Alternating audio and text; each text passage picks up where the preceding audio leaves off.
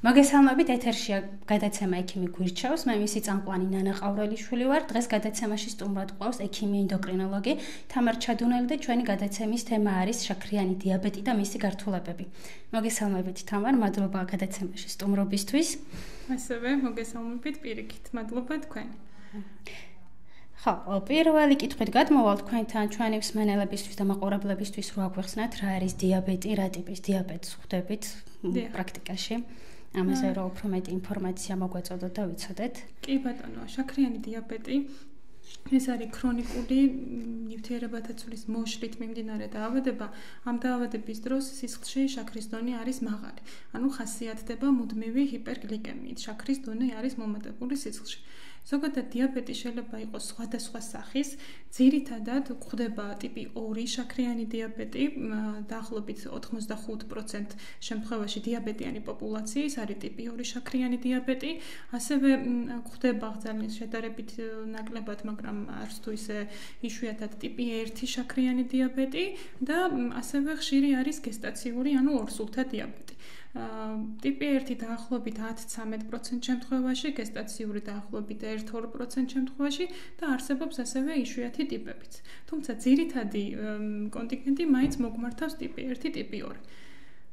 თითეული ტიპის დიაბეტი შემიძლია რომ მოკლედ განვმარტო.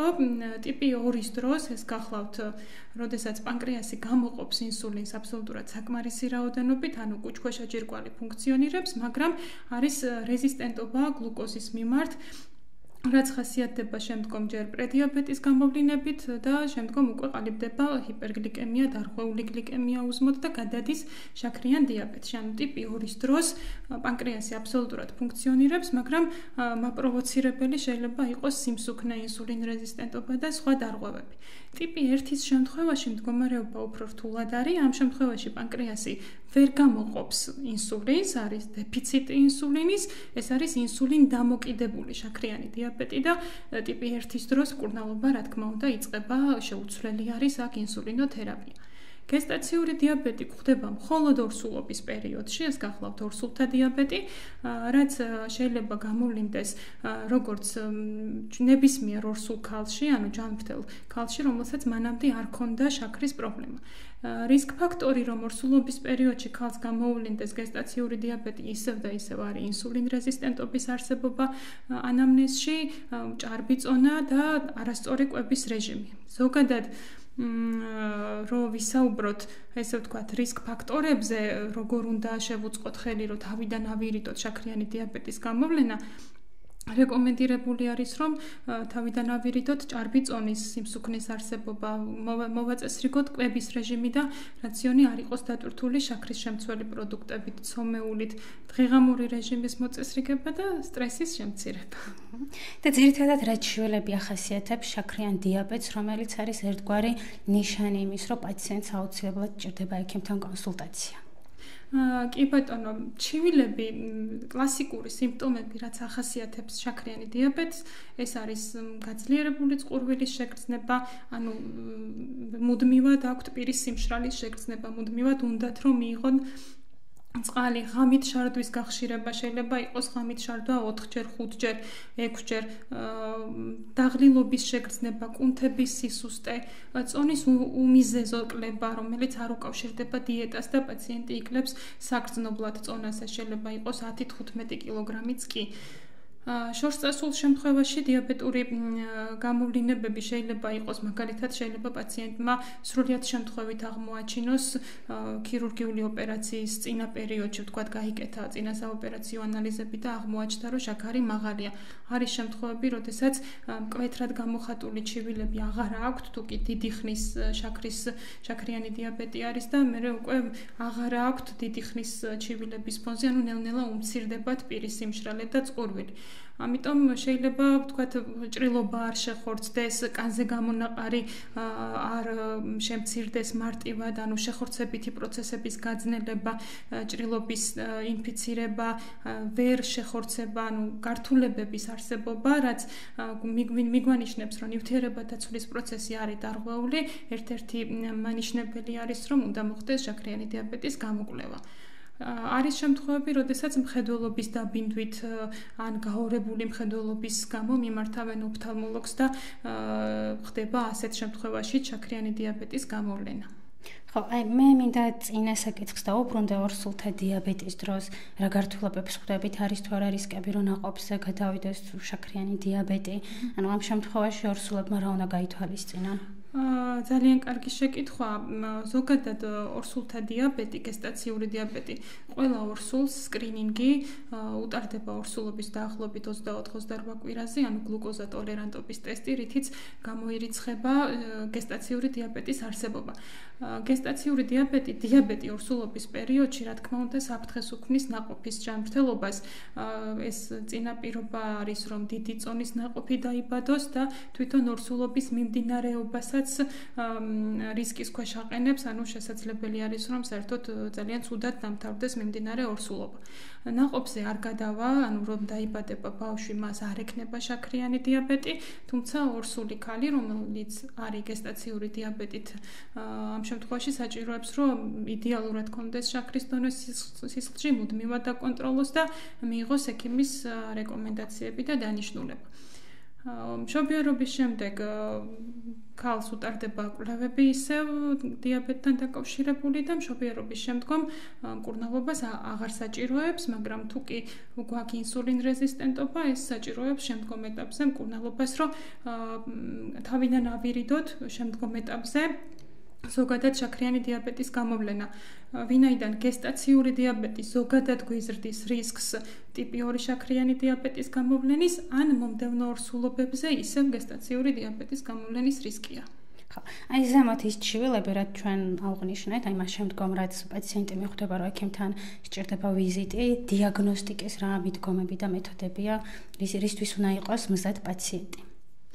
თუ ადამიანი ამჩნევს, რომ პირი უშრება, წყურვილი გაძლიერებულია, ღამით შარდვა გახშირებულია, მხედველობა გაუარეს და წონა დაიკლო, დაბინდულია, გონებრივი ფუნქციებიც გაუმჯობეს და მკვეთრად იღლება, ესეთი ზოგადი ჩივილების არსებობის შემთხვევაში საჭირო არის, რომ მივმართოთ კლინიკას, ექიმს, ჩავატაროთ კვლევები. ასეთ შემთხვევაში ჯობია, რომ პირველ რიგში მიმართონ ოჯახის ექიმს, რომ გამოხდეს პაციენტის სრული მოკითხვა, იმიტომ რომ შესაძლებელია დიფერენცირება სხვა დაავადებებთანაც გავატაროთ, იმიტომ რომ შესაძლებელია იყოს თქვათ სხვა დაავადებები, გარდა დიაბეტისა საჭიროებდეს სხვა რამის სკრინინგსაც. ან მიმართოს ენდოკრინოლოგს და ჩაიტაროს შესაბამისი ანალიზები. ძალიან მარტივად მინიმალურად შაქარი მაინც უნდა გავზომოთ უზმოდ და კვებიდან 2 საათში. ასევე ვაკეთებთ გლიკოზირებული ჰემოგლობინის განსაზღვრას, ეს არის სისხლის ანალიზი ვენიდან, რომელიც გვიჩვენებს ბოლო 3 თვის განმავლობაში დაახლოებით შაქრის დონეს სისხლში, ანუ არა კონკრეტულად იმ დღეს, არამედ ბოლო 3 თვის განმავლობაში როგორ ქონდა პაციენტ შაქარი სისხლში, ეს შეესაბამება თუ არა შაქრიანი დიაბეტის მაჩვენებელს. ასევე არის ძალიან კარგი ანალიზი ჰომა ინდექსის განსაზღვრა, რაშიც შედის გლუკოზის განსაზღვრაც, შედის ცეპეპტიდის ან ინსულინის განსაზღვრაც, ანუ გვიჩვენებს პანკრეასი როგორ გამოყოფს ინსულინს და მათი შეფარდებით გამოითვლება ინსულინ რეზისტენტობა, როგორია ინსულინის და გლუკოზის თანაფარდობა და ჰომა ინდექსით შესაძლებელია როგორც შაქრიანი დიაბეტის სკრინინგი, ასევე დიაბეტის არსებობის შემთხვევაში ტიპის დადგენა და თუ პაციენტს არ აქვს შაქრიანი დიაბეტი, ჰომა ინდექსის ანალიზით შესაძლებელია პროგნოზულად შევაფასოთ, აქვს თუ არა მას გარკვეული რისკი შაქრიანი დიაბეტის გამოვლენის, ანუ თუ იქნება მაგალითად ინსულინ რეზისტენტობა, დარღვეული ნივთიერებათა ცვლა, ნახშირწყლოვანი ცვლა, ეს შემდგომში წინაპირობა გახლავთ შაქრიანი დიაბეტის და ინსულინ რეზისტენტობის დროს შეიძლება საერთოდ არ იყოს მკვეთრად გამოხატული ჩივილები. ერთადერთი ძირითადად უჩივიან ხოლმე სიმსუქნეს, წონის კლების გაძნელებას და ასეთ დროს ინსულინ რეზისტენტობის დროს დაწყებული მკურნალობა პროგნოზულად ძალიან კარგია, იმიტომ რომ თავიდან ავირიდებთ დიაბეტის გამოვლენას. ხო, აი მას შემდგომ რაც პაციენტს დაუდგინდება, რომ აქვს შაქრიანი დიაბეტი, მკურნალობის რა გზის გავლა უწევს მას, როგორია დღევანდელი მიდგომები შაქრიან დიაბეტთან ბრძოლისთვის? დიაბეტის მკურნალობის უამრავი საშუალება არსებობს დღევანდელ დღეს. შესაძლებელია უამრავი მედიკამენტი არსებობს და სხვადასხვა ტიპის მედიკამენტის შერჩევა.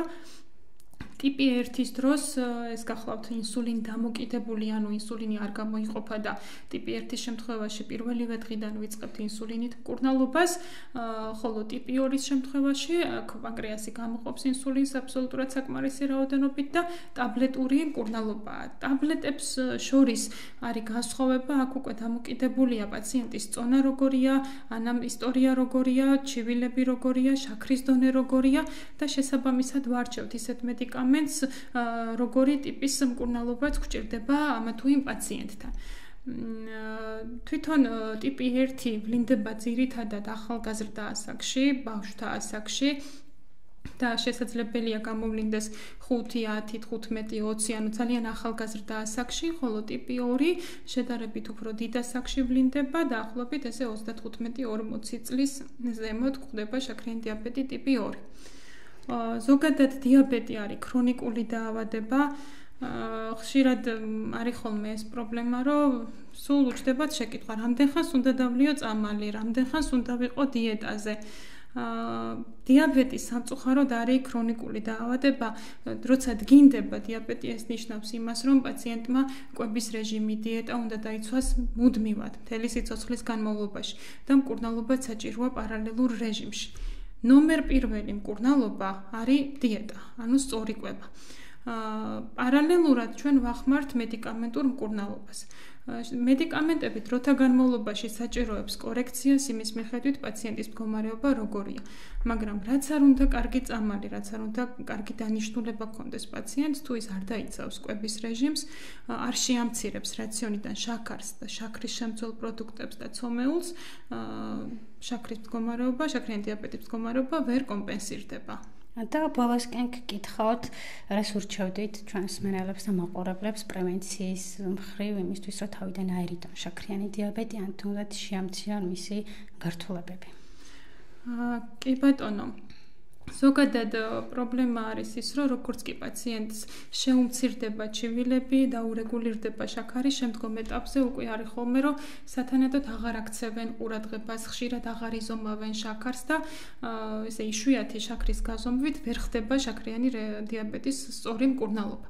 ყველა დიაბეტიან ადამიანს ვურჩევდი ჯანსაღი ცხოვრების წესით ცხოვრებას, უნდა შემცირდეს თამბაქოს მოხმარება, ალკოჰოლის მოხმარება, შაქრის გამოყენება და შაქრის შემცველი პროდუქტები, რაშიც ვგულისხმობ თაფლს, ნამცხრებს, შოკოლადს, იოგურტს, ტკბილგაზიან სასმელებს, ენერგეტიკულ სასმელებს და ნებისმიერ პროდუქტს, რაშიც არის შაქარი. ალტერნატივა შესაძლებელია, რომ დიაბეტური შაქრის გამოყენებით დავატკბოთ ჩაი ან ყავა.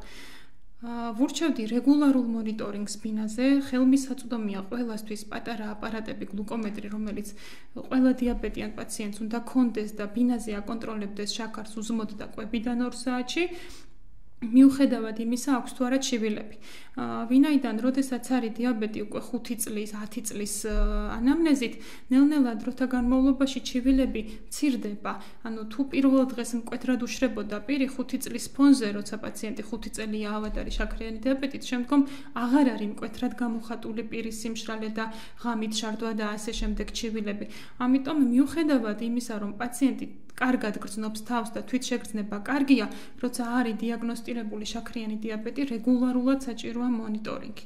ბინაზე გლიკემიის შაქრის განსაზღვრა კვირაში 1-2 ჯერ, ტიპი 2-ის შემთხვევაში, ტიპი 1-ის და გესტაციური შემთხვევაში ყოველდღიურად საჭიროა შაქრის განსაზღვრა. ხოლო ექიმთან მიმართვიანობა 6 თვეში ერთხელ, როდესაც მიმართავს ექიმს, შესაძლებელი იქნება გლიკირებული ჰემოგლობინის, კრეატინინის, ლიპიდური ცვლის, ანუ ქოლესტერინის, კოაგულოგრამის და ასე შემდეგ კვლევების ჩატარება, ვინაიდან დიაბეტის დროს პარალელურად ირღვევა ქოლესტერინის დონე სისხლში. ეს არის ერთმანეთთან დაკავშირებული. და ერთ-ერთი გართულება, რაც თქვენ მკითხეთ, ანუ გართულებები შაქრიანი დიაბეტის, შორს წასულ შემთხვევებში, ანუ დიდი ხნის დიაბეტი, როდესაც 5 წელი, 10 წელი პაციენტს მაღალი აქვს შაქარი, აქ უკვე საკმაოდ სერიოზულ გართულებებთან არის შეხება და შესაძლებელია გამოვლინდეს საკმაოდ სერიოზული დარღვევები.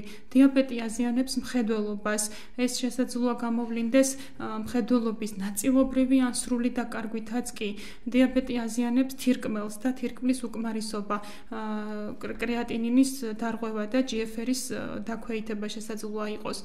შაქრიანი დიაბეტის დროს ზიანდება არტერიები, ქვემო კიდურების არტერიების დაზიანება, თავის ტვინის არტერიების დაზიანება, ეს არის საკმაოდ სერიოზული პრობლემა, ვინაიდან არტერიით სისხლი მიეწოდება სხვადასხვა ორგანოებს. თუ კი არტერია ვეღარ გაატარებს სისხლს, შემდგომ უკვე იმ ორგანოს კვება წყდება. ნერვული ბოჭკოების დაზიანება, ნერვული სისტემის ცვლილება, რასაც შესაძლოა მოყვეს მგრძნობელობის დაქვეითება და შეიძლება მივიდეთ განგრენამდეც კი. ჩივილები გართულებების დროს, ანუ როგორ მივხვდეთ, რომ გვაქვს შაქრიანი დიაბეტის გართულებები, შეიძლება იყოს მხედველობის დაბინდვა, დაკარგვა, გაორება, სიარულის დროს სიარულის მანერის შეცვლა, მცირე მანძილის გავლის შემდეგ, აი 200-300 მეტრის გავლის შემდგომ დაღლილობა და ფეხის მითრევა, ანუ თითქოს მიითრევს ფეხს, ხოლო ნერვული ბოჭკოს დაზიანების შედეგად გვაქვს ხოლმე ტერფებში სიცივის შეგრძნება, ან შეიძლება იყოს სიმხურვალის შეგრძნება, მაგალითად ღამით იციან ხოლმე წინდების ჩაცმა, ან პირიქით თუ ცხელა ტერფებზე სითბოსიცივის დარღვევა არის და სიცხის შემთხვევაში საბნის გადახდა ფეხებზე და ურჩევნიათ ხოლმე რომ სიგრილეში იყოს. მგრძნობელობის დაქვეითება შესაძლოა იმდენად გაღრმავდეს, რომ პაციენტმა ფეხშველმა რო გაიაროს და ვთქვათ ლურსმანს ან ჭიკარც ან რაიმე საგანს დააბიჯოს, ესეც კი ვერ იგრძნოს და საკმაოდ სერიოზულ ინფიცირებამდე, გართულებებამდე და განგრენამდე შეიძლება მივიდეთ. ამიტომ ჩემი ძალიან დიდი თხოვნა და რეკომენდაცია ყველა დიაბეტიანი პაციენტის მიმართ არის ის, რომ როგორც კი გავიგებთ, რომ გვაქვს შაქრიანი დიაბეტი, დავაფასოთ საკუთარი ჯანმრთელობა, ჩვენი სიცოცხლე და ჩვენი კარგად ყოფნისთვის ძალიან მნიშვნელოვანია, რომ დღე იყოს ჯანსაღი, კვება იყოს ჯანსაღი, შევამციროთ თამბაქო, ალკოჰოლი, შაქარი. შაქრის გარეშე ჩვეულებრივ შესაძლებელია ცხოვრება. სრულიად საკმარისია ბალანსირებული კვება შევავსოთ ხილით, ბოსტნეულით, რძის პროდუქტით, ხორცით და პურბურღულეულით. ალბათ ფიზიკური აქტივობაც ერთ-ერთი მნიშვნელოვანი კომპონენტი იქნება ამ ფიზიკური აქტივობაც. ძალიან დიდი მადლობა თამარ, ესეთი საინტერესო და ამომწურავი ინფორმაციის მოწოდებისთვის. მედეუნებ, რომ გამოადგებათ ჩვენს მაყურებლებს და მსმენელებს თქვენი ინფორმაცია.